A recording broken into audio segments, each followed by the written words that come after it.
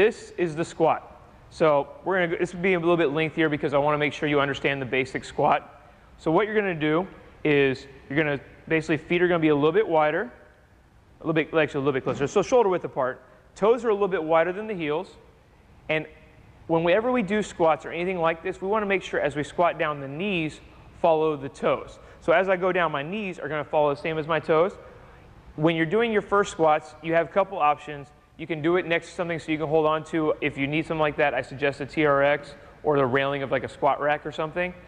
If you're not comfortable with it, because you need to be able to keep your weight on your heels. If your heels come off the ground, it's a waste of effort, okay?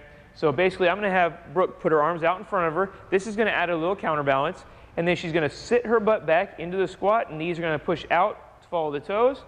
And then stand back up. Our goal, ultimately, is to get to parallel to the ground or slightly below parallel. You don't have to get, you may hear the term, the ass to grass. You don't have to get that. You just have to get down.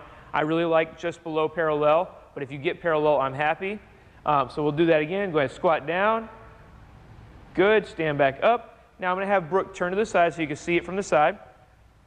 So she's going to put her arms out. She's going to squat down.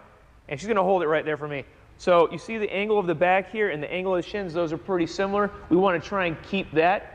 The hips are sat back, her weight is on her heels. Go ahead and stand up and go ahead and do it again. So she drives her butt back as she pushes the knees slightly forward, and go ahead and stand up. So one of the things you might hear people say is that like your knees shouldn't go past your toes during a squat. I'm going to call BS on that. You can totally have your knees go past your toes as long as you have the prerequisite ankle mobility. If you don't, work on some ankle mobility, but go ahead and squat down again. As you notice, her knees go beyond her toes, and that's okay. She has the ankle mobility for it. It's actually necessary. If you ever watch Olympic lifters, go ahead and stand on up. You don't want to hold the squat forever there? No. But if you watch Olympic lifters, their knees go past their toes because it's the only way to be able to get down and into the range that they need to. So to be able to get down below parallel, those knees are probably going to have to go a little bit forward, and that is okay.